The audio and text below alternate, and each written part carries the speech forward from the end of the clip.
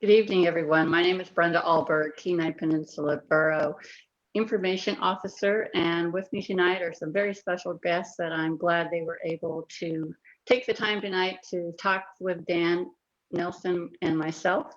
And with us tonight are our borough fire chiefs, and I'll start in alphabetical order if you'll bear with me.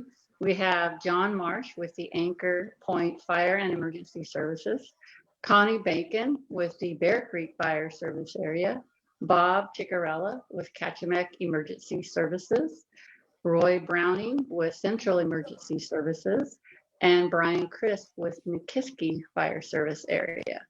And of course, Dan Nelson, our incident commander from the borough, is also going to provide us updates. And we're going to roll into several questions with each one of the fire chiefs on how they are preparing and responding during the COVID-19 response. Dan, welcome. Welcome, everyone. Well, welcome, everybody, and thanks so much for joining us. And of course, thanks so much to our fire chiefs and folks for taking really their busy day and taking some time out for us to talk with them. You know, we've had a chance to talk to some of the hospital service areas, and I think this is a great time to talk about another piece of the healthcare system that we don't often get to talk about, which is our emergency medical services piece. So welcome to everybody. I'll just talk and give a brief update so we've got some time to deal with questions. A couple things to kind of talk about from the state level. I want to talk about our current case count. So the statewide case count today is 147 cases, and that includes one additional case in the Seward area. That number is a little off, and there might be a little bit of confusion on that. And the reason is the state has changed some of their data reporting requirements, and essentially we were doing cases up until 3 o'clock. So whatever positives or results we had at 3 o'clock during the day were announced that evening. We've changed that to noon. The state has changed that to noon, I should say. And that's as a result of some new data reporting and some things, and we just had to choose a day to do that. So that's why there is some confusion on the case count, but we're at 147. You can view the case count. There's a great new product that they've put out called the Coronavirus Hub. That is linked on our website, kpboem.com. And that's a great product that's similar to the Boroughs Hub that has some products and some geographic mapping and information on there as it relates to COVID cases. So please visit our blog, kpboem.com, to view that and get a link to the state's page. Our state, our local GIS, Geographic Information Systems Department, has been on a working group for that Geographic Hub product that the state is using. So I want to give a shout out to our GIS department and all the folks that do the mapping and imagery for the Kenai Peninsula Borough and contributing their time and their talent to taking care of that. The other thing I want to touch on, some of you may have seen Dr. Zink's talk tonight at the governor's press conference earlier. There was a lot of discussion about things the state was doing as far as some modeling and other things. I don't want to get too much into that. I definitely encourage folks, if they're interested, to go and replay that press conference and watch Dr. Zink's information. There's a lot of different models out there. And so one of the points that she made was it's just so essential for us to realize that these models use different data, all kinds of different data points and things. So they naturally come up with some variation in their results. What we know beyond all these models and all of the data is we know that we still have that mission, each and every one of us, to flatten that curve and reduce the impact on our healthcare system, whether that's our hospitals, whether that's our EMS providers that we're going to hear from this evening. So continue, no matter what models say. There's a lot of science that goes into it, but we also know there's a lot of interpretation as well. So that's just a natural byproduct of these predictions. Let's do the right thing. Let's continue to stay inside. Let's continue to reduce our trips to the grocery store, maintain that physical distancing, and help keep that stress off the healthcare system and continue to do the right thing. And of course, she had some great pictures about hand washing and some of that. Continue to make sure we're washing our hands. We're using hand sanitizer. We're disinfecting high-touch surfaces in our home. If you are having to work in an essential business, stay that at least 6 feet away and continue that disinfectant. So You've heard us say it. It's kind of our nightly reminder, but I won't take up too much more time. I'd like to get a chance to talk with some of our fire chiefs. So thanks so much again for joining us, and I'll look forward to tonight's discussion.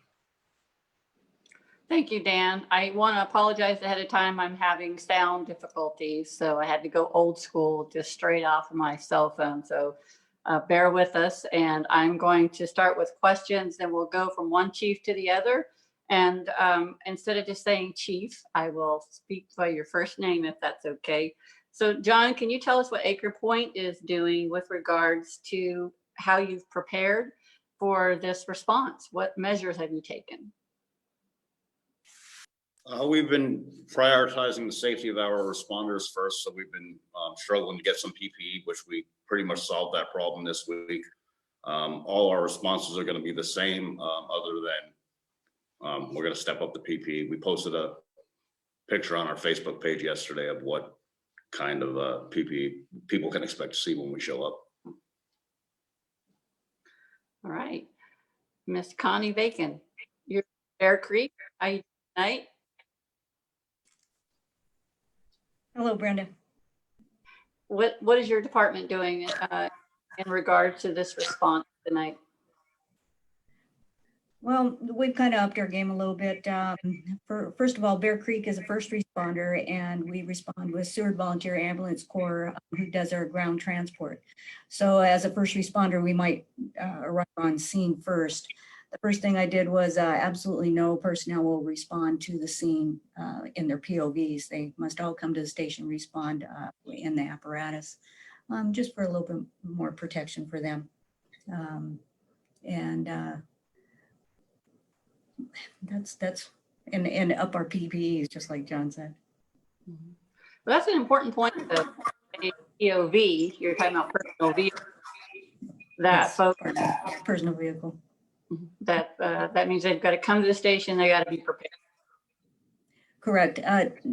Bear Creek is a small radius, and sometimes the volunteers will have to pass the scene in order to come to the station, and then turn around and go right back to their street or address. So Very good. Mr. Roy Browning, Emergency Services. How are you doing tonight? Doing good tonight. Thank you, Brenda. So here at Central Emergency Services, one of the things early on as the Boroughs IMT or Incident Management Team got activated, one of the things we did is in the Soldotna Fire Station, we normally have 2 ambulances, first out ambulance, medic 1, and the backup advanced life support ambulance, also medic 2. But we went ahead and relocated another ambulance so that we had a third ambulance and kind of put it into a ready reserve status. And then with the incident management team, put a resource order in. If we need to activate it, we'll bring in additional crew members and staff that ambulance. It's kind of looked at it for a extra advanced life support ambulance in the central peninsula area here in the Soldotna, Kenai, and also Nikiski for any type of influx of more calls or sudden impacts to our EMS system here. So we've done that. One of the other things too was kind of isolate the cab area from the module or the back of the area where the paramedics and the EMTs work attending the patient. We've put Visqueen in and separated the cab area. There's a little tunnel area that you can talk through, and we basically isolated that to help us kind of really speed up the decon procedures and really just separate the airborne particles from traveling into the driver area during the transports. Right. And CES is a huge response area. In fact, it's, I believe, the biggest response area. And can you, before I break over to Bob and ask him the same question, Roy, can you tell us how many department, or how many houses you have in your service? So at Central Emergency Service, as well as the city of Soldotna and the surrounding area, we have the communities of Sterling, K Beach, Kasilof, Funny River, and all the way down to Clam Gulch also. Nikiski's got the most service area, but we do the main Sterling Highway, 61 miles from mile 58 all the way down to the Clam Gulch Tower, which is about mile 119, and then all the way out in the river, and again to Kasilof around the K Beach area. So it's it is quite a vast area to cover. Okay. Bob Ciccarella, Kachimac Emergency Services. You have areas on both sides of the summer.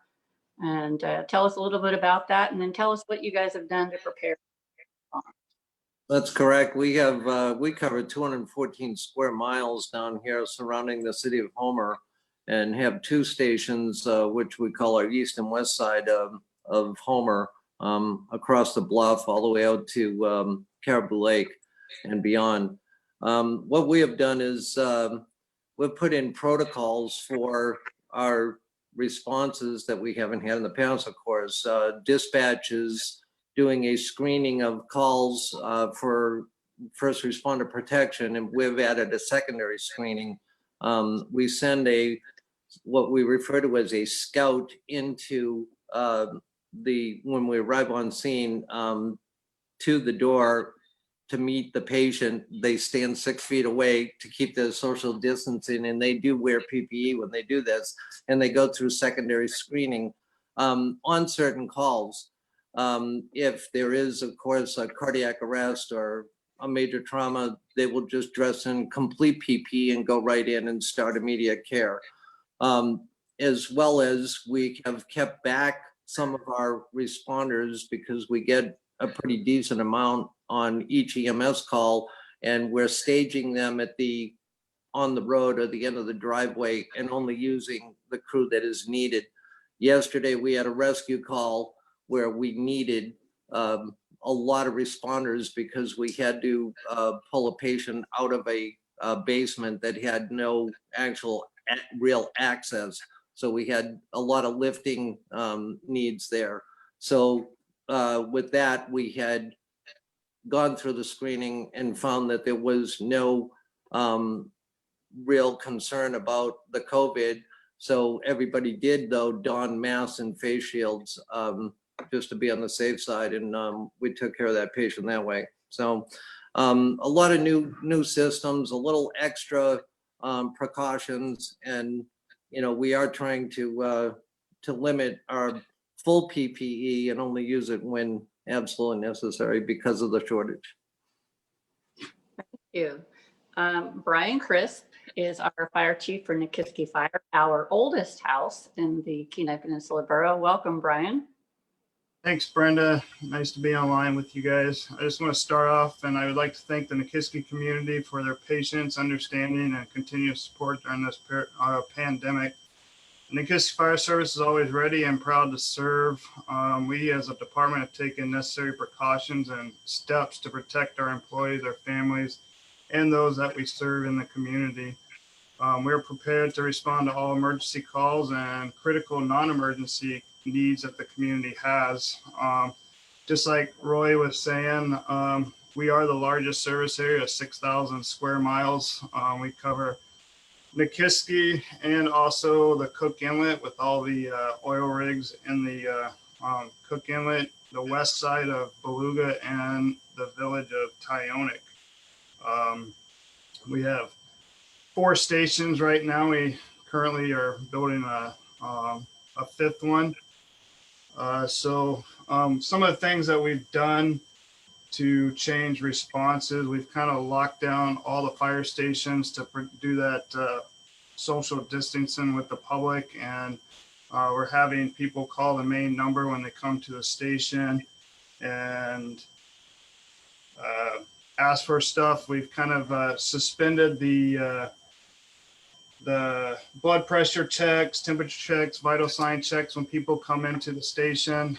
We usually get a lot of walk-ins out here because it's a long distance to the hospital. So we're trying to reduce those unless absolutely necessary to protect our crews and any additional public out there. Just so everyone's aware, especially for those on the west side of Beluga and Tyonek, we're going to do continuous, if there's any calls over there, we'll launch LifeMed or Guardian, whoever is available on first off.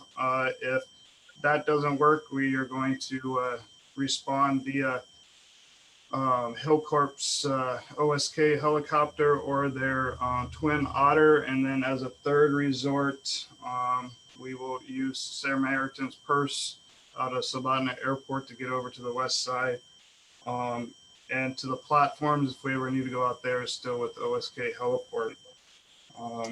That's kind of everything. The PPE, we've changed PPE things a couple of times since the beginning of all this, just like everybody else said. And we've done every precaution with the ambulance, just like Roy said in his statement.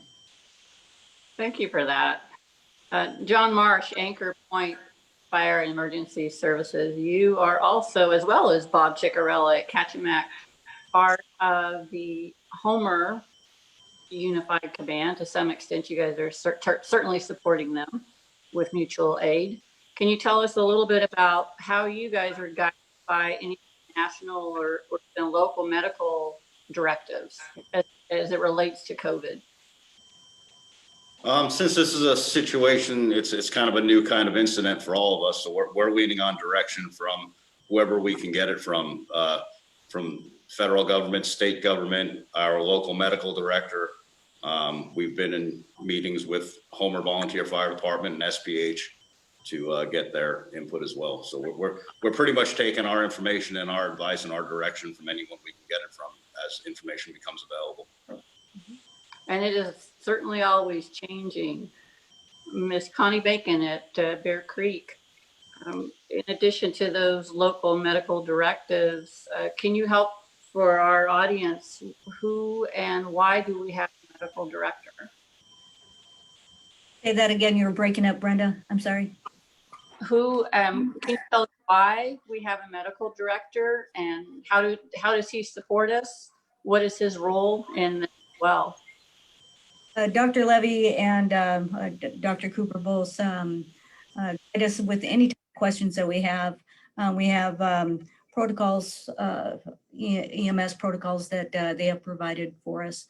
So if there's any question that we have, we can always refer back to those protocols and that they have provided for us.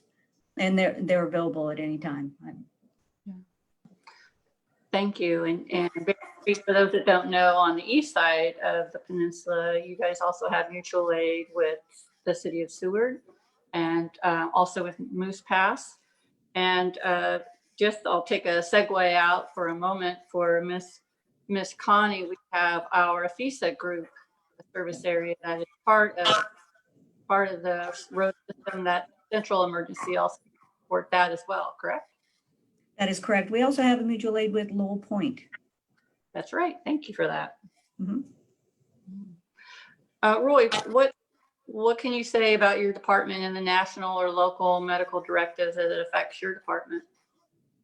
Well, like all the borough chiefs have said, our medical director, Dr. Levy, works hand in hand. He's also the state of Alaska EMS director. So he's obviously getting a lot of information from the CDC and kind of funnel it down. We've done a lot of information sharing with the Anchorage Fire Department, and locally here in the central area have done a lot with our medical operations manual. So we're getting continuous updates on the COVID policies and procedures, the MOM or the medical operations manual. And those updates help guide our personnel and then keep us in touch with the hospital. Also, he's in contact with Central Peninsula Hospital and, all the protocols as they change pretty much every other day. So we're staying in tune with those. Yeah, they are definitely changing on a regular basis. Bob, anything to contribute to this question as far as national and local directives, medical directives? Yeah, we're constantly monitoring the CDC and information that's coming out of there and the WHO. One of the things that I've noticed and we've all noticed is that there's a lot of misinformation out there on the internet and so forth. So we get a lot of questions. I've heard everything from people referring to pointing a hairdryer at their face because the COVID virus apparently doesn't like heat. And if you get exposed to it, you can point a hairdryer at your face and blow the hot air up your nose. So my advice to everybody is look at the official information from the state Department of Health and Social Services and also CDC and what have you, and go with the real information out there. On the other part of the medical director, Dr. Levy is incredible. He's accessible. We are very fortunate as a borough to have somebody like him because as busy as he is with the things going on in the state and so forth, he still makes time to check in with us and spends time on the phone and keeps us updated and answers our questions. Well said. Brian, anything to contribute to this question? I just want to shout out to my senior captain at UMass, Harrison DeVere. He's been on top of it, keeping in contact with Dr. Levy also. He's our medical director also. He's Senior Captain DeVere is always on the phone doing meetings and getting updates. He was on the phone today collaborating with Seattle Fire and King County and Pierce County down there in Washington, getting some of their stuff that they're doing down there and seeing if we can use some of it up here. So we've been following everything Dr. Levy has and trying to follow what other people are doing. You know, and that's a great segue into the next question as far as how you have changed your response protocols. I heard Bob talk about sending a scout in first, but also hearing from Brian the importance of reaching out to other departments across the nation who have already experienced a lot of what we are just now going through. So I'll punt back to John and ask, how have you changed your response protocols, and describe that for us? We still want to provide the same level of service and same quality of service. So the only thing we've really changed is protecting our responders so that we can continue to provide that service. So the big change, like Bob had said earlier, we're not letting any responders go directly to the scene. We want everybody coming to the station first. And then full PPE for every call to make sure that we can continue to provide service and our people aren't at risk. Thank you for that. Roy, or excuse me, Miss Connie, alphabetical order, I'm sorry, Miss Connie. We have step-by-step procedures for arrival. Like you said, you send in the scout and then arrival. Everybody needs to make sure their footprint is small on scene, so that we, don't contaminate anybody or get contaminated. And full PPE. Very good. Roy. Kind of echoing what everyone else said, Brenda, just having that scout that, trying to isolate that, going in there, kind of doing the recon, seeing what we need, that obviously starts with the screening and dispatch, our 911 center there in Soldotna doing that screening, kind of giving us the heads up for those high acuity calls. Also, anything that deals with respiratory, anything like that, we usually send more people to assist with anyway, just keeping that distance, but being able to, don the full PPE in to protect our responders. And like, everyone has said, the rest of the chiefs, the scout going in there and kind of coordinating, kind of like an orchestra, kind of what the equipment you need, what needs to be brought in, but trying to limit that exposure. Mm-hmm. Bob, do you have some to add to this question? Yeah, just one of the additional things we've done is the scout, then once they've done their secondary screening, they have a small triage kit with them with a blood pressure cuff, a glucometer, a thermometer and such. So they can do a quick triage of the patient once they know it's safe enough to proceed. And that way we don't contaminate a lot of equipment that may not be needed and then have a larger decon process. So we have these things in a small plastic container that scout carries with them, and then we do our triage and go from there. All right. Brian, do you have something to add to that process that's in place for response protocols? Yeah, some other things after dispatch screening, once we respond, we've gotten some things where we can actually get the phone number from the dispatch center and actually call them once we get on scene. Trying to do that social distancing and try to get more information from the patients before we actually go into the house. Plus, we only send one person in full PPE for those high-risk calls to do a quick assessment, and if need be, we can bring more in. We try to limit the amount of personnel that could be exposed, and then if we need to only send two people to the hospital,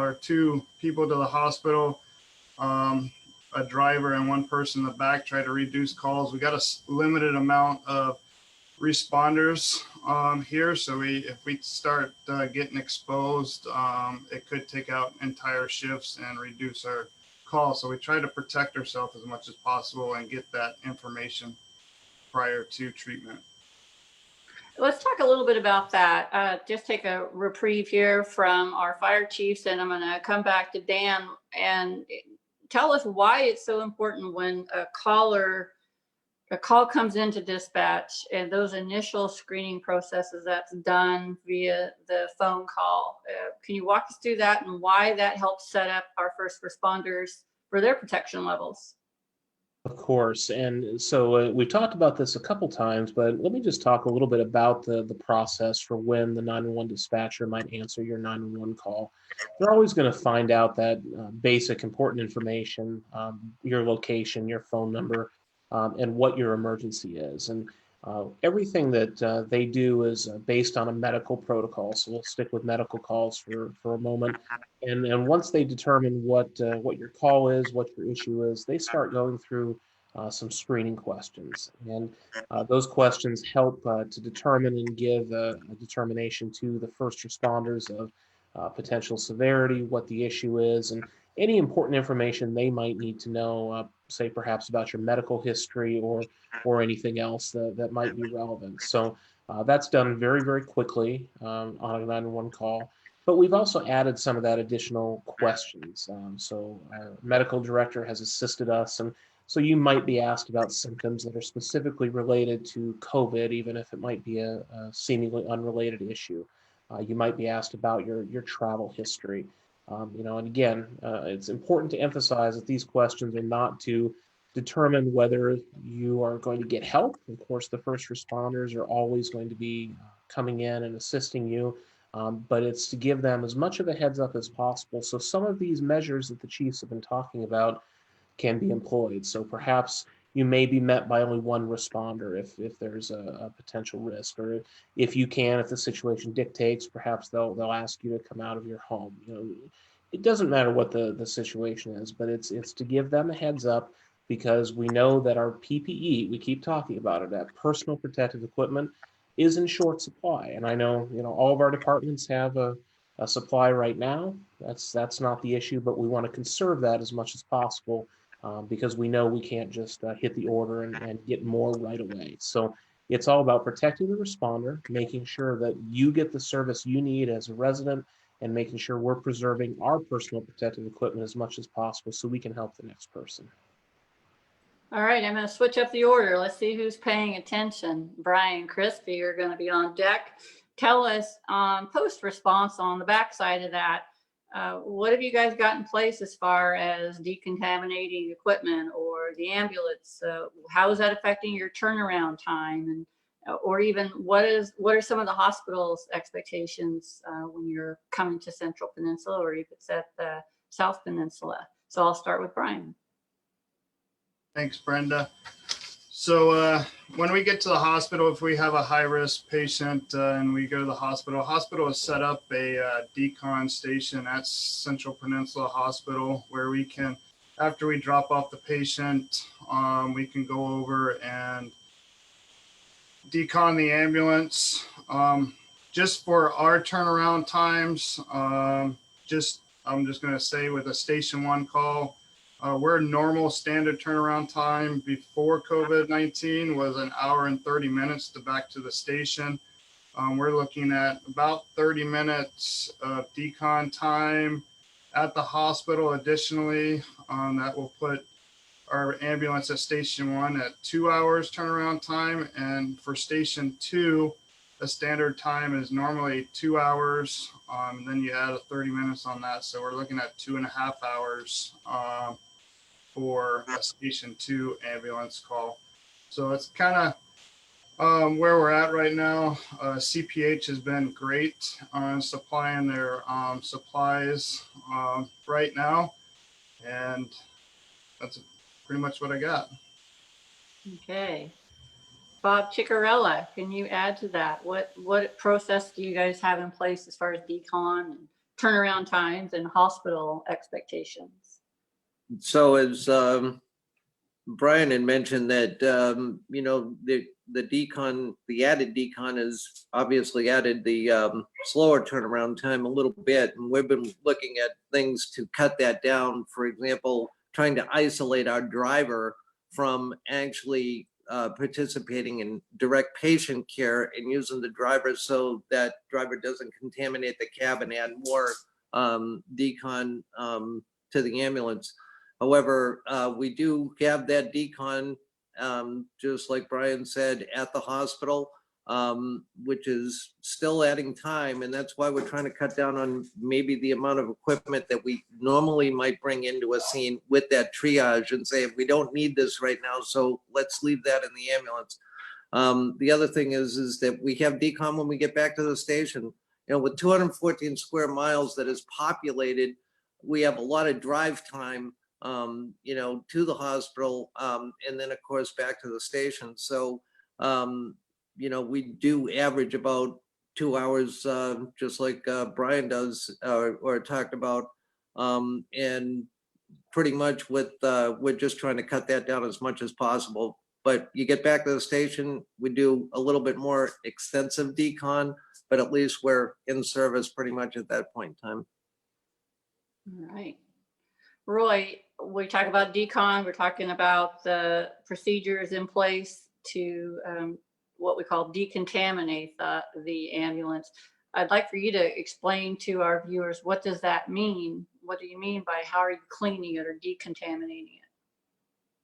Thanks, Brenda. So that decontamination, obviously we're in the back of the ambulance, cleaning all the surfaces, spraying them down with Cavicide disinfectant that's approved for the COVID-19 virus and, those types of cleaners, completely wiping down. Takes about, like they said, a half an hour, leaving the doors open to get the air and ventilation through there, make sure that anything that is aerosol or whatever that is able to leave the ambulance area. And like we said, we've just cleaned a lot of the surfaces that can help improve the efficiency of our disinfectant and cleaning. So. And do you have anything to add as far as the procedures that you have in place with the hospital or your turnaround times? It's the same as Nikiski, about 30 extra minutes there. A lot of times, running about 2,700 calls a year.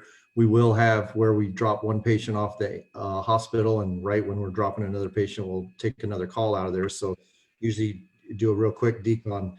That's not the case in this situation now with any of these calls. Now we're completely taking that ambulance out of service, spending that extra 30 minutes, 40 minutes and making sure they're really clean. We'll send another unit from one of the outlying fire stations to go ahead and take care of it. So we could see some delays in responses based on that, but our crews are ready to go. I believe it was you who said that your average is about 2 a day. That means 2 times you're having to decontaminate the ambulance as well as your equipment. Is that correct? That's correct, Brenda. We're averaging about 2 to 3 times where we're fully putting on all the N95 masks, the full protection, transporting those patients, and then deconning the ambulance. It's been averaging about 2 to 3 a day. Thank you. Miss Connie in Bear Creek, what is your procedures as it relates to, I'm assuming you're going to Providence there in Seward, and what are your turnaround times and decon procedures? I'm sure they're pretty similar. They are pretty similar. Like I said, we don't usually go to the hospital. We're the first responders. So we'll leave the scene and we come back to the station where we decon here, and I have the hazmat shower and area that they go directly to decon themselves. And there's a checkout procedure that I have made up. I won't bore you with that, but Well, That's all right. Knowing you, you are very detailed and they're going to follow that checklist, by golly. I appreciate that about you. And John, tell us about Anchor Point. And in addition to your firehouse there at Anchor Point, you also have one in Nicolaitis and you serve Happy Valley. Tell us what you guys are doing there with response, econ and turnaround times or even transport. The same issues that everybody else has it. There's a quite longer decontamination process, and plus the additional PP it can be deconned if it needs to be reused. In our service area, we're typically anywhere from 12 to 35 miles away from the hospital, so we're used to having a turnaround time of a minimum of usually an hour and a half and up to 2.5 hours. So it is taking longer, but it's not affecting our service, and then that we're used to a pretty long turnaround time already. I think that's something to emphasize to our audience, our listeners, is that it is about service. It is about protecting our first responders, and it's about making sure that those that have called us are getting the best response and service possible to meet their health needs, their medical needs. That's the goal. We want to protect all our people and at the same time still provide the same service that people are used to. Yep, very well said. Talking about PPE, you guys have talked about it and we've talked about it in every live broadcast, but a few of you guys have had some good donations, some good community support. You've had some modified equipment. Let's talk a little bit about that. Start with John in Anchor Point. Yeah, we had a little bit of a PPE problem when this started. We had a good supply of masks and gloves, but we were very short on gowns, Tyvek suits, face shields. Like I said, safety glasses, masks, and gloves were not an issue. I reached out to the hospital and they put me in touch with the volunteer coordinators in Homer, and within a matter of 24 hours, we were able to secure a whole bunch of Tyvek suits, gowns, masks, and there's volunteers that are going to be manufacturing some reusable cloth suits that we can wash. It's pretty impressive how everybody stepped up to help us down here. Literally in 48 hours, we went from having a big problem to having all our PPE problems solved. So shout out to the Homer volunteers that took care of that. That's outstanding. Miss Connie in Bear Creek. Your any modifications on PPE or shortage or challenges? Well, we do have some challenges on the shortages of the PPE, but the residents of Seward, they stepped right up. Sam Young designed a face shield, and Lori Landstrom coordinated the delivery of that. And Dolly Wiles, who is coordinating the mask to be made for the Native elders. And so everybody is it's an overwhelming support of the fire department and the responders. And not only for Bear Creek, but for Seward Ambulance Corps and Seward Fire Department and Low Point, the surrounding east side. Mm-hmm. Yes, it has been very humbling indeed. Roy, tell us about Central Emergency Services and your PPE. Thanks, Brenda. I think early on, we had what we would call a normal amount of N95 masks and gowns and goggles and stuff. We're running a little short on goggles. We got some orders in for that, and gowns, put another order in for some more gowns and kits today. But we were fortunate enough to have Homer Electric brought out thousands of N95 masks and donated them to us here centrally. And then our senior captain, our training officer, our senior captain, Lori Tyler, was able to distribute those Homer Electric masks that were donated to the volunteer agencies and the fire departments in the South Peninsula as well as the East Peninsula. So that's we definitely thank Homer Electric for being able to provide thousands of those N95 masks for our responders. Very good. Bob Ciccarella, out at Kachemak Emergency Services, your PPE challenges, your needs, your donations. Share us. Share. We definitely have the same issue as everybody else, and we were, thanks to Roy and HEA, the recipients of some of those as well, and as well as the state. We did get in some requests to the state very early on, and we're able to get some PPE from them. But of course, you know, what is enough without knowing the future of this and where it's going, we could always use more PPE. Yeah, I think we're definitely in marathon mode, that's for sure. Brian, out at Nikiski Fire. Yeah, we're doing good on PPE right now. We've had some changes from the beginning. We were using Tyvek suits. We have plenty of N95s and goggles. I know the face shields are pretty thin to get a hold of right now for those high risk calls for intubations and that type of stuff for those respiratory calls. Our senior captain, Devere, have been working with Dr. Levy on finding other options for PPE, and we kind of found a good option for that's reusable. Those are the Frog Tog rain gear with the hoods on it.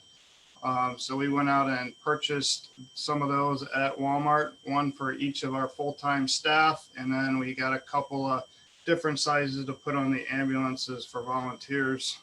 So we're going to be updating our page with what that looks like with the PPE Frog Tog, what it looks like. And also some other things that come up is the respirators, like with the face shields not being there.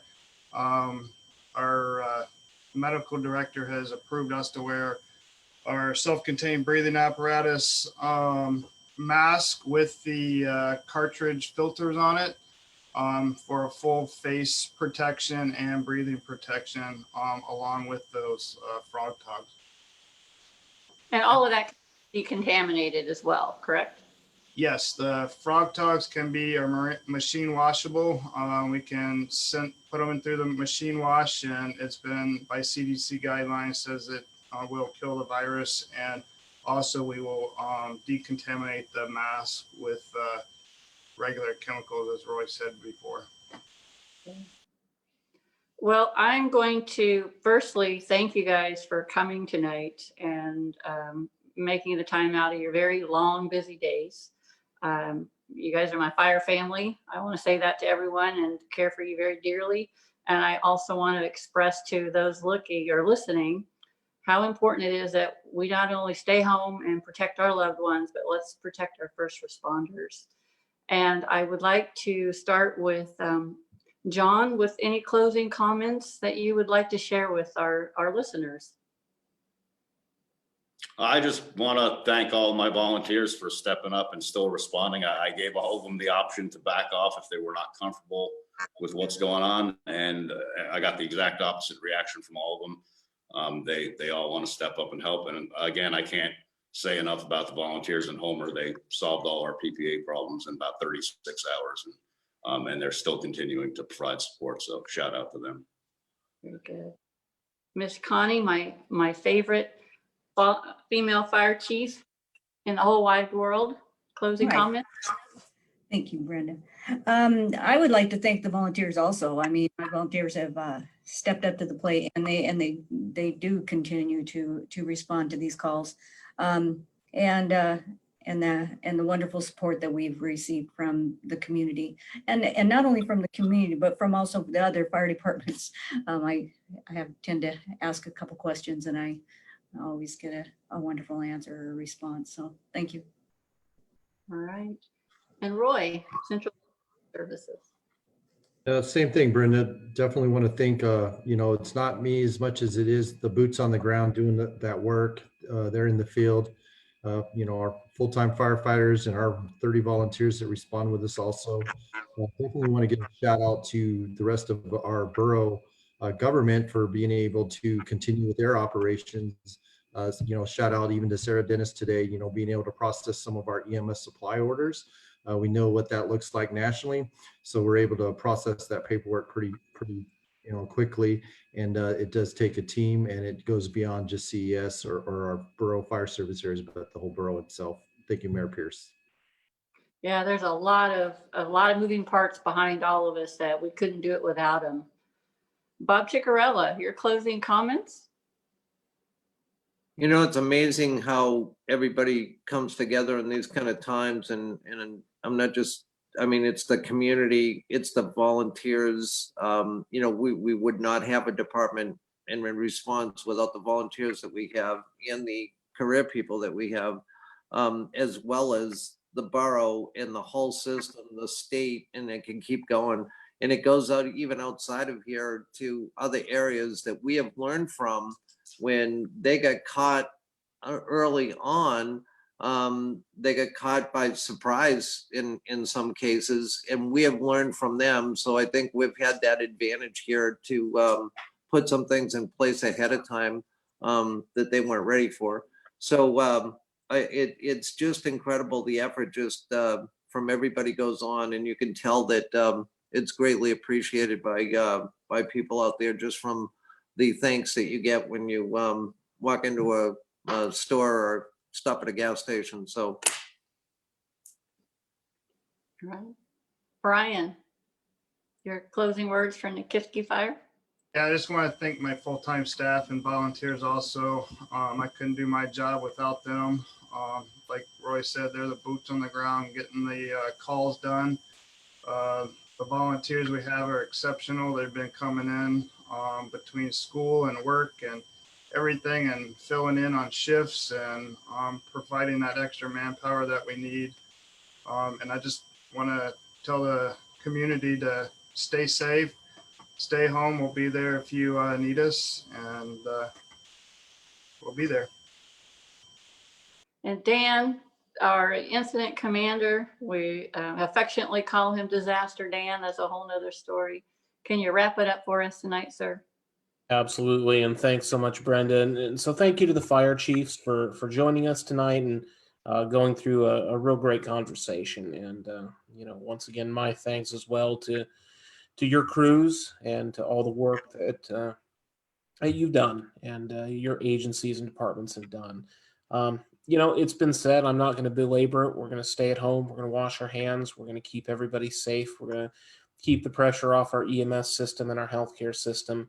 You know, I think I'd like to close, though, with a word of thanks to our community members and all of those community members that have been doing the right thing and supporting us, and those people that have helped make masks or donated masks, those entities, you know, all the way down to you know, those folks that support the fire departments and support the borough and their incident response, leaving nice comments for us on social media. Those things definitely do mean a lot for all of our crews. You're seeing myself, you're seeing chiefs, but on this video, you don't see the many hundreds of people behind them making this work. So it means a lot to them. So on their behalf, I thank you.